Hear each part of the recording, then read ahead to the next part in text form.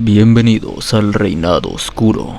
Volvemos con un nuevo video para el canal, esta vez alejándonos de los cómics, para hablar sobre una de las bandas más importantes del rock y metal. Una banda que en la actualidad es reconocida por gente que escucha el género y por personas que no escuchan metal. Efectivamente, me estoy refiriendo a Metallica. Repasaremos un poco de su historia, sus miembros y una reseña de sus discos a través de los años. Así que vamos a comenzar con este video, iniciando con su época clásica y sus inicios.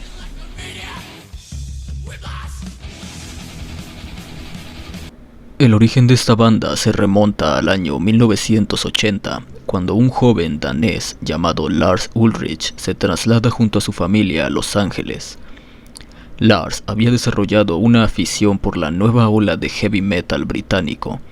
Inicialmente el padre de Lars, Torben Ulrich, tenía planeado que su hijo desarrollara una carrera profesional de tenis igual que él.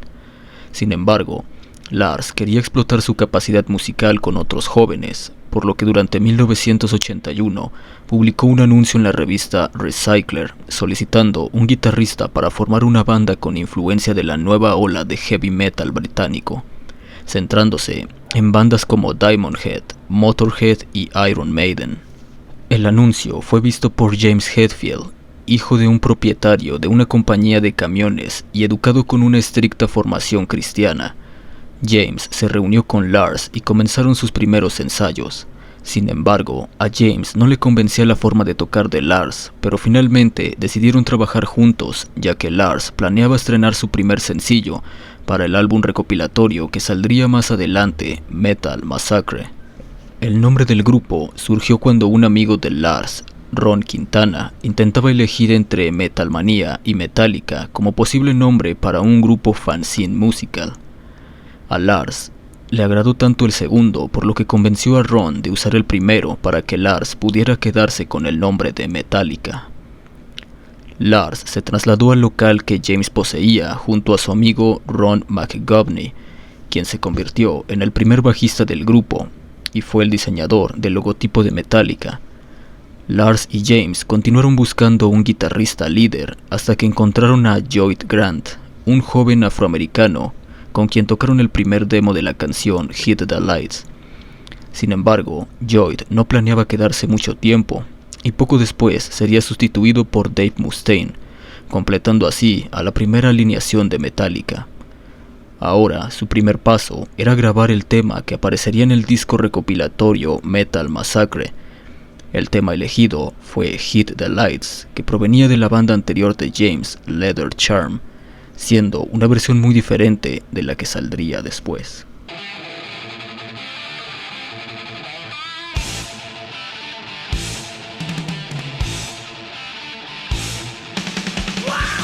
Metallica tuvo su debut en vivo en 1982 en el club Radio City en Anaheim, pero la falta de experiencia en el escenario ocasionó problemas para el grupo. Más adelante, en un siguiente concierto para abrir al grupo Saxon, fue también caótico para Metallica. Debido a la decepción de esos conciertos, el grupo se replanteó la idea de un nuevo vocalista, por lo que contrataron a Sammy Dijon, mientras James y Dave eran los dos guitarristas, pero tras las pruebas realizadas a Sammy, no fue admitido. Poco después contrataron a un nuevo guitarrista, Damien Phillips. Sin embargo, sería despedido después de su primera actuación tras la negativa de Mustaine de tener 3 guitarristas. Finalmente, James continuó siendo el vocalista y segundo guitarrista del grupo. Poco después, Lars y James asistieron a un concierto en un club nocturno, Whiskey a Go Go, en donde vieron tocar al bajista Cliff Burton con una banda llamada Trauma. Ambos quedaron impresionados con la técnica de Burton, por lo que lo invitaron a unirse a Metallica. Inicialmente, Burton se negó, pero terminaría aceptando con la condición de que se mudaran a la bahía de San Francisco para los ensayos.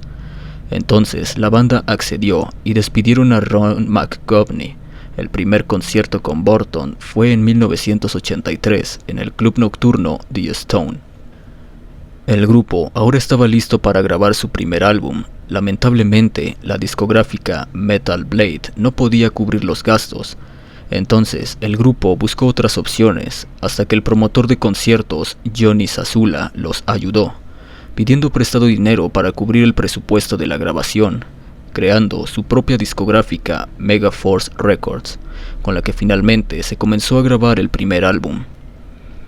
Más adelante, durante 1983, Metallica viajó a Nueva York para grabar su álbum debut, eligiendo el nombre de Metal Up Your Ass. Pero justo antes de comenzar de lleno con la grabación, el grupo decidió expulsar a Dave Mustaine debido a su abuso de drogas y alcohol, además de su comportamiento violento. Y ahora el grupo contrató a un nuevo guitarrista, tratándose de Kirk Hammett, el guitarrista de Exodus.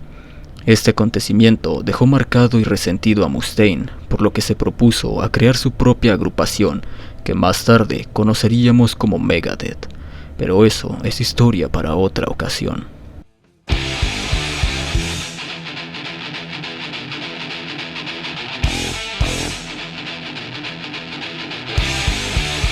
El debut de Kirk Hammett en el escenario fue en el club nocturno llamado The Showplace, lugar donde Metallica conoció a la alineación original de Anthrax.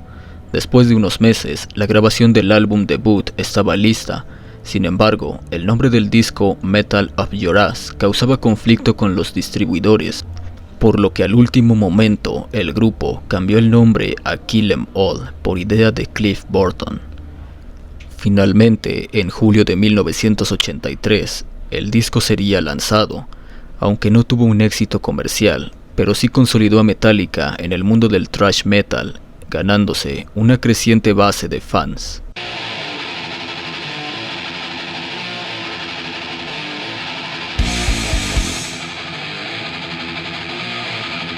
Como ya habíamos mencionado, el disco originalmente se llamaría Metal Up Your Ass, con una portada muy peculiar, por lo que fue motivo para que los distribuidores no estuvieran convencidos por esa portada y nombre ofensivos. Se dice que cuando Cliff se enteró que no podrían usar el nombre original, Cliff mencionó en forma de broma "matemos a todos", surgiendo de ese modo el nuevo nombre del álbum.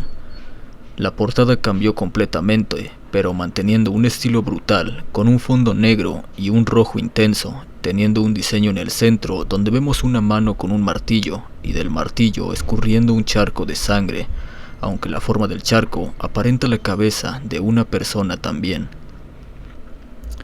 En resumen, es un disco de thrash metal puro, con la distorsión de las guitarras y la voz en desarrollo de James, un disco que transmite adrenalina pura, perfecto para activarse y escuchar a gran volumen. Sin embargo, se siente con detalles por pulir.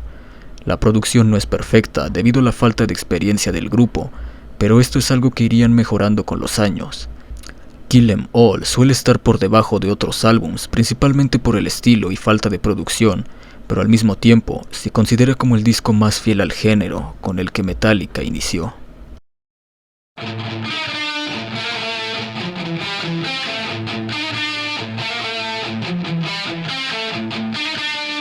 Luego, Metallica realizó una gira para promocionar el disco llamado Kill 'Em All for One. Luego de terminar la gira durante 1984, Metallica viajó a Dinamarca para grabar su segundo álbum titulado Ride the Lightning, en los estudios Sweet Silence. Finalmente, para julio de ese año se lanzó el disco, teniendo un mejor éxito que su predecesor.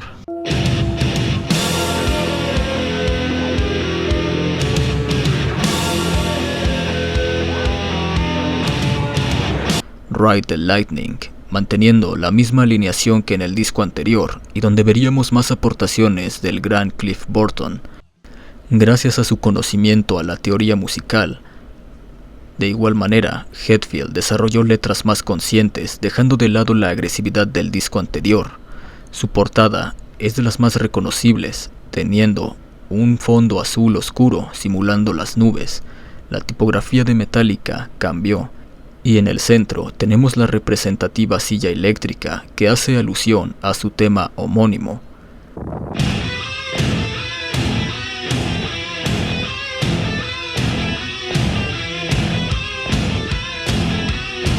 Resumiendo este álbum, hablamos del disco que para muchos es el mejor álbum de Metallica, Y no es para menos, el disco mantiene el estilo de su predecesor, pero mejora su composición e implementa nuevas técnicas.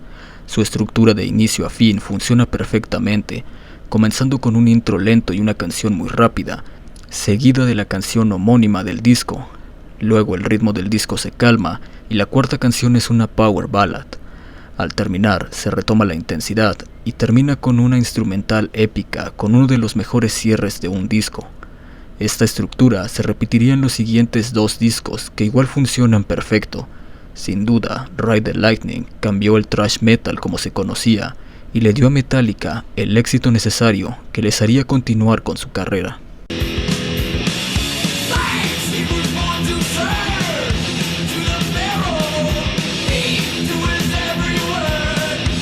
Tras esto, Metallica se embarcó en su primera gira europea y al regresar a Estados Unidos realizaron varios conciertos, comenzando a ganar aún más éxito y fans alrededor del mundo.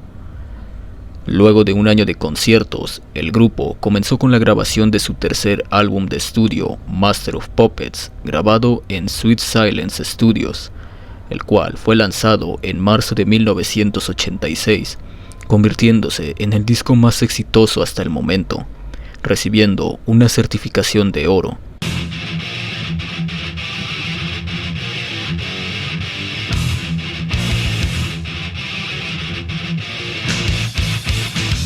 El último disco donde tocaría Cliff Burton antes de su trágica muerte unos meses después de que el disco saliera. Pero sin duda, el legado de Burton quedó plasmado en esta obra, con composiciones que mejoraron. El grupo logró superar la producción de su disco anterior, teniendo estructuras más desarrolladas y letras más conscientes y sociales.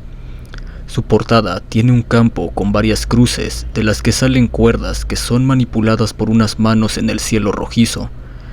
Este disco mantiene el estilo de letra que Ride the Lightning y una estructura del disco muy similar.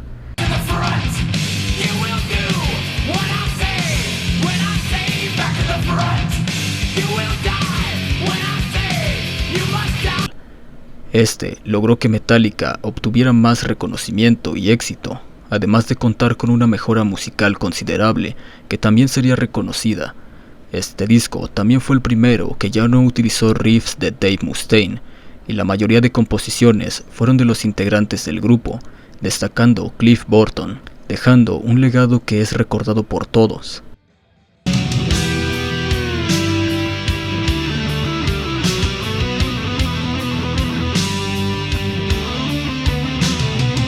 Este fue el último disco con la alineación inicial de Metallica, después de la trágica muerte de Cliff, y en la actualidad muchos lo consideran como el mejor disco de Metallica.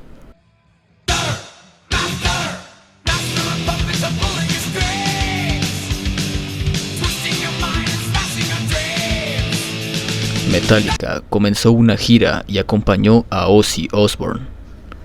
Durante esos meses, James se fracturó una muñeca mientras practicaba con la patineta. Entonces, James continuó cantando en la gira, pero la guitarra rítmica era tocada por John Marshall. Más adelante, en el mismo año de 1986, el grupo comenzó una gira europea llamada Damage Inc. Durante un viaje, los miembros sortearon las literas para dormir. Cliff fue el ganador y eligió la litera de Kirk. Mientras los miembros dormían, el conductor perdió el control y se derrapó, provocando que se volcara el autobús. James, Lars y Kirk salieron ilesos. Sin embargo, el bajista Cliff Burton quedó atrapado debajo del autobús, muriendo casi al instante. Ese día, una parte importante del grupo se había ido. Ahora, el futuro de Metallica era incierto. Los miembros restantes quedaron devastados por el acontecimiento y pasaron por un gran momento de duelo, preguntándose si debían continuar con el grupo. Hasta aquí dejaremos la primera parte de esta serie. Ya abarcamos los primeros 3 discos de Metallica, que considero son los discos clásicos, logrando un éxito considerable, pero eso sería apenas el comienzo de su gran éxito y reconocimiento. Esto lo revisaremos en su siguiente parte. Recuerda que si el video fue de tu agrado, puedes dejar un me gusta y suscribirte para más videos. Un saludo a todos y hasta el próximo video.